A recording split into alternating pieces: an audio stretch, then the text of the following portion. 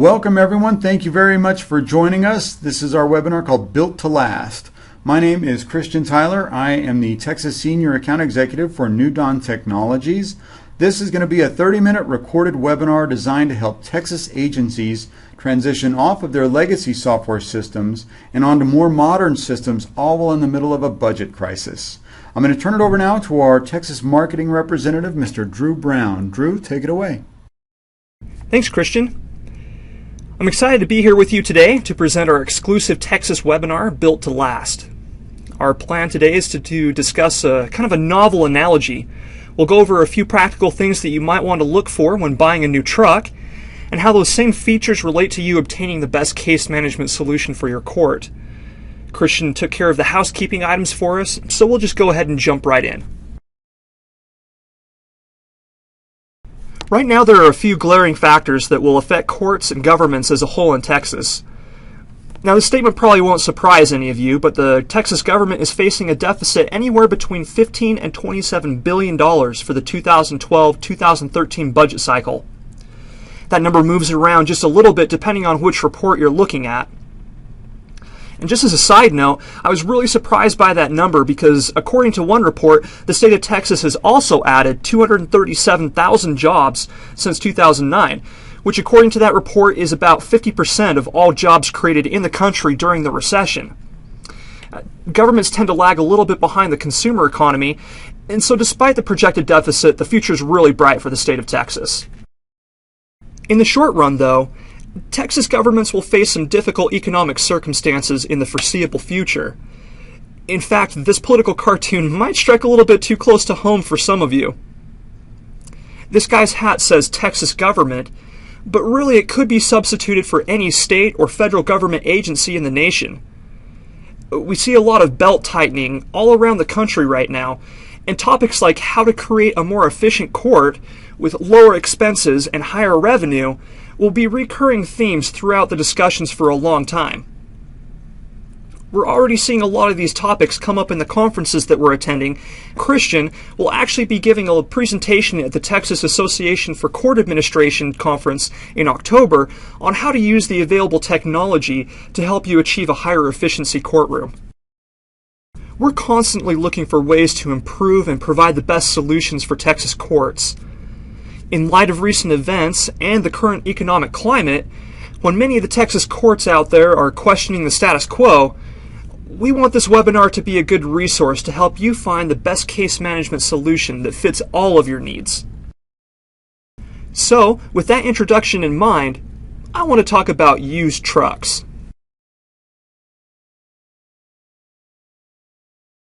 You might ask, what does a used truck have to do with anything that we've been talking about so far? They actually have a lot to do with it. Let me take you through a short hypothetical scenario that might be similar to something you've experienced before. To start out, I just want to say that I don't think they make trucks quite like they used to. Trucks today seem like they are more computers and gizmos than actual working parts, which isn't necessarily a bad thing. We have electric locks, automatic starters, computers that optimize fuel efficiency, and even tire rotations in case of a spin-out. It's actually pretty incredible stuff. However, with more complex parts and just more parts, comes a greater chance for things to wear out and stop working. I have a 2010 car myself, and I just found out that these little indicators in my tires that measure tire pressure broke. 2 of them, for $120 a piece. This is a 2010 car, basically a 2-year-old car. Trucks, cars, bicycles, appliances, they just don't seem to make things like they used to. But you know, I bet some of you have a good old, well-used truck that is as reliable as the sun coming up in the morning. It might have some rattles, it might have some groans, but that old truck is as solid as they come. And it's been going for years and will go for years no matter what. And if something does go wrong and you have to pop the hood, you know exactly what you're looking at. The unfortunate thing is that eventually you'll have to take that truck into the dealership for a tune-up. And when you do, the mechanic is probably going to tell you that it will cost more for the tune-up than your truck is actually worth. Bottom line, he says, you need a new truck. Whatever the excuse is, they don't make those parts anymore, or we don't have anyone here that knows how to work on that kind of truck. The fact of the matter is that it's getting more and more expensive to drive around that good, reliable truck. Now we're at the dealership in our little scenario, so after the mechanic drops the bad news on you, he calls over the salesman to show you some of the new cars they have for sale. The salesman takes you out onto the showroom floor that's full from one side to the other with $100,000 Mercedes. And then he commences to work his sales magic on you to sell you one of those cars. So, what do? Now, some of us would dig in and stick with our good old truck. From 1967 to now, it's gotten us to where we need to go, and it's gonna get us there tomorrow. There's sentimental value with that old truck that you've been driving around longer than you've had the family dog, and you're not going to part with those memories until that truck has literally rusted out and fallen to pieces. Some of us will give in to the salesman, thinking that our only option is to buy the Mercedes. I've had that happen to me before when buying a new car. In fact, it was the same car I was telling you about before with the bad tire sensors. Figures, right? The salesman I was working with through most of the process was brand new, so when they decided it was time for the negotiations, they had the manager come out and hard sell me on the car. And I fell for it.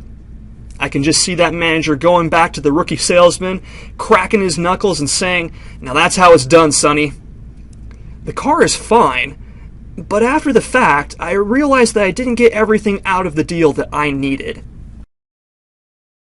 What I should have done, and what I'll do from now on, is not buy the car unless I slept on the decision.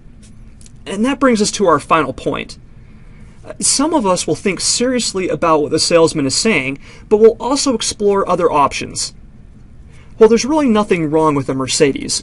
In fact, they're really nice cars, especially this one. Gold-plated, anybody? It just might not be the best fit, especially when we're going from a truck to a car. We all want a new vehicle that matches our needs and wants. This analogy fits a lot of Texas courts right now, with a solid but aging legacy system. It's coming time to think about what's going to happen when that legacy system becomes obsolete or too expensive to support. Now, the thought of changing case management systems might infuse a little bit more stress into your day, but the current Texas climate, economic and otherwise, actually provides for a great opportunity to look at your options and gain momentum for a change to something better. So let's take door number 3 and go truck shopping.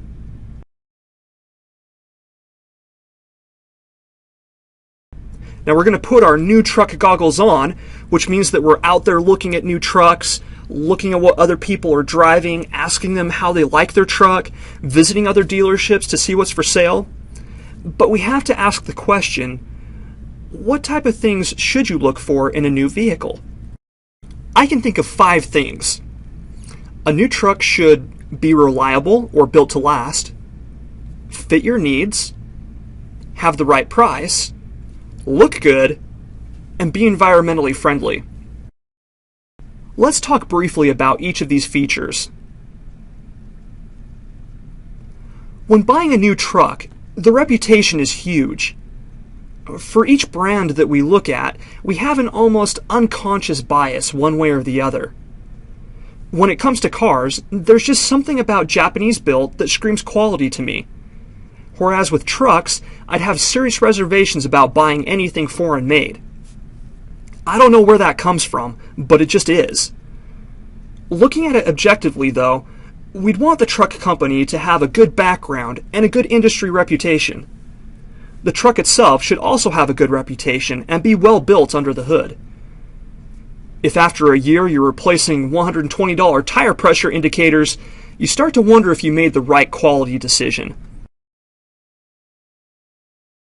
Let's face it, unless it's a load of groceries or a load of your friends, a Mercedes doesn't do well hauling much of anything to anywhere. That doesn't make the Mercedes a bad car, it's just not built to haul things. So, if you need to haul things, you should get a truck because that's what the truck is made for. Plus, there are trucks that are built for different kinds of things too. If you want to haul a large load, there's some trucks that just won't cut it. Only in China, right?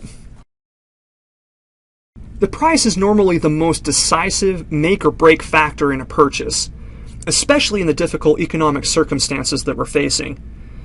This factor largely depends on your budget. A lot of times, the salesman doesn't expect you to pull up with a trunk full of cash and say you want to buy a car.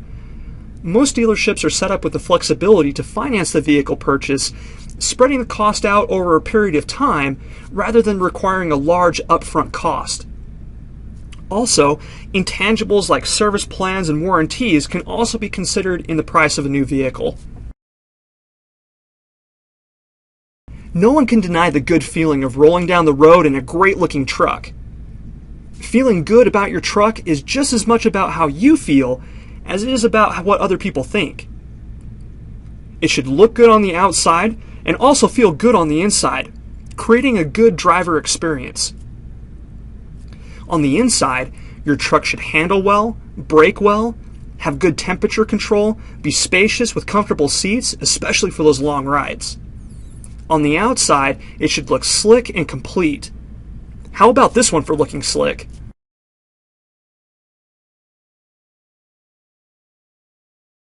There are hidden costs associated with any large purchase that we don't normally consider in the price. Insurance, tune-ups, gas, etc. While the words environmentally friendly don't necessarily cross your mind when you go truck shopping, words like gas mileage or fuel efficiency often do, especially nowadays with astronomical gas prices. With gas prices on the rise nationwide, you'll definitely want to look for a vehicle that is fuel efficient. It can save you lots of money in the long run. In fact, according to fueleconomy.gov, a vehicle with 30 miles per gallon will save you $913 per year in fuel prices, give or take. Here are a couple of additional tips, not necessarily associated with the purchasing, but very good to remember. When you trade in your old truck on your new one, it's always a good idea to do a headlight to taillight search to make sure you've got all of your stuff out. You don't want to miss anything because it could be gone forever. Let's face it, some of our vehicles are packed with stuff. These photos really made me chuckle. I think they were taken somewhere in Texas. You know, just as we're looking at these, I think we're missing something about efficiency in the United States. I'm just saying. They're definitely maximizing their efficiency per load. It's not something you normally think about when purchasing a truck. You're usually just thinking about driving your new vehicle off the lot. But there's nothing like that horrible feeling when a light appears on your dashboard, you have no idea what it means, and you go for the glove compartment only to find that there's no user's manual. Alright, I promised I'd show you how all these things relate to your case management purchase, so buckle up. No pun intended. Computer software is a relatively new technological advancement, and it's getting better every year. That said, it's still a great idea to check into the reliability of the vendor you're looking into. One of the best ways to find out if the software solution you're considering is built to last is to check the customer retention rate and the industry reputation of a vendor. Customer retention rates are normally fairly low in the software industry. In fact, in a 1995 Standish Group survey tells an interesting story about the number of failed software projects. 31% of projects will be canceled before they are even completed. The Standish Group went on to project that in 1995, American companies and government agencies will spend about $81 billion on failed software projects. That report is a bit old, but it's still probably pretty close to the truth today. I don't give those statistics to make you hesitate about a software purchase, but just to demonstrate how important it is to find a vendor with a good reputation. The way to get the best idea of what you can expect from a vendor is to speak to the customer referrals. That said, keep in mind that there will always be ups and downs in the software industry, and really any industry for that matter. You'll probably find satisfied customers and not so satisfied customers at any given time. That's why it's important to talk to multiple referrals to get a full picture of what your court can expect from any particular vendor. Like your truck, a software solution should fit your needs. The first step is to define measurable goals that you want to accomplish or what needs you want the software solution to fulfill for you. Then find a solution that fits as closely to those guidelines as possible. It's also a good idea to be flexible to adding new features or functionality to your must-haves list, and also be willing to take some away from your list. It's very helpful to divide your goals into categories of mission critical, needs, and wants. Finding a software solution that fits all three of these categories can be a long process. But when you have a manageable set of goals up front, it's much easier to find what you're looking for. Like a round peg in a round hole, the key is finding a solution that can be tailored to fit to your needs and current processes, and not the other way around. I'm going to spend a fair amount of time talking about the price because just like with your new truck, the price of a software solution is probably the largest contributor to your decision, especially in preparation for the upcoming budget constraints. You get what you pay for, and yet it can be difficult to balance what you need and want with what you're able to afford. Here are some purchasing tips that will hopefully be able to help. If your county rules allow for it, avoiding the RFP process can save you months of time and a lot of money.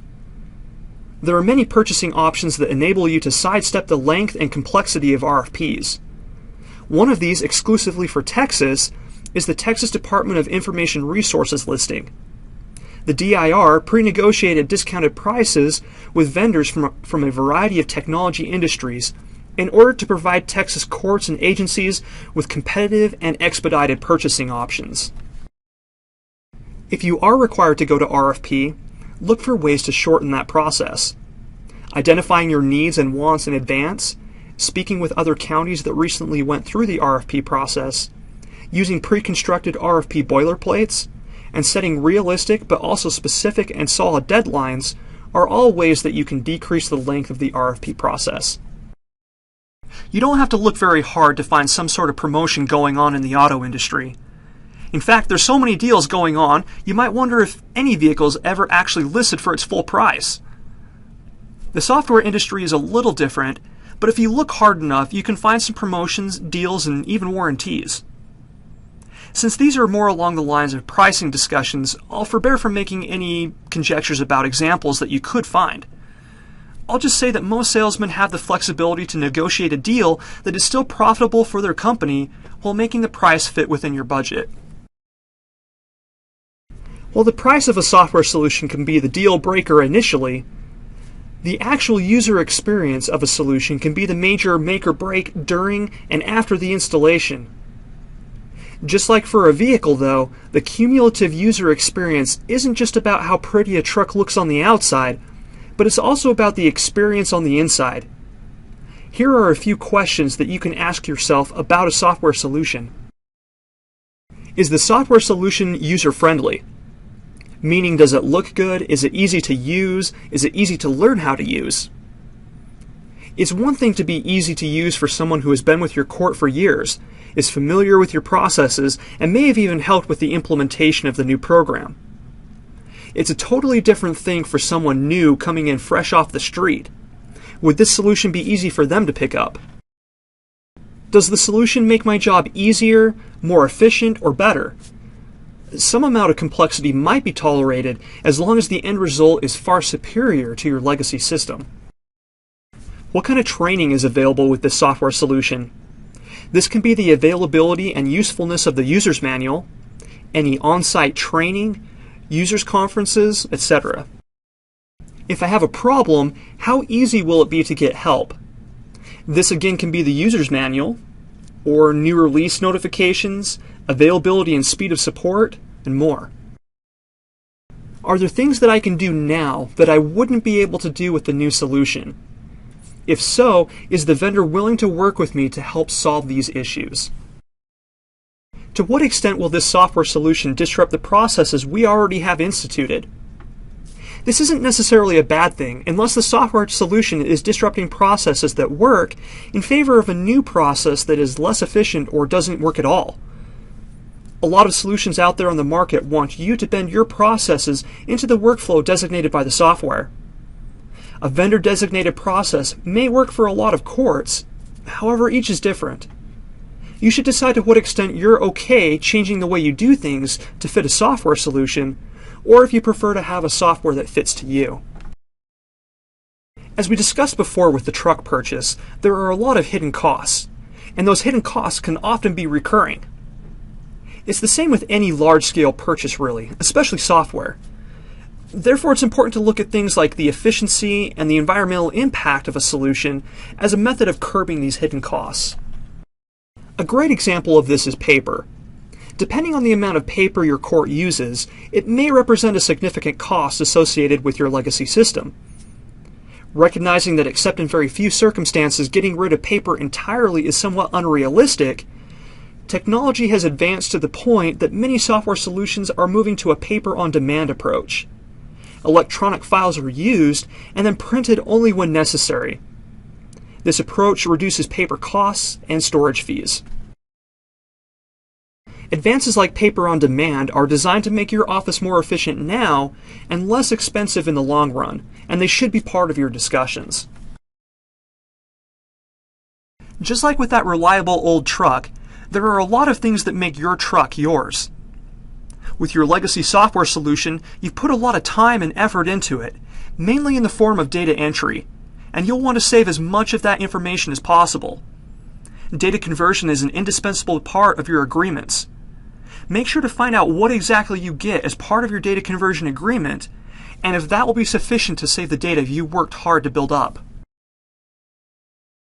I've bought 2 cars, and so far I'm 0 for 2 in having user's manuals included.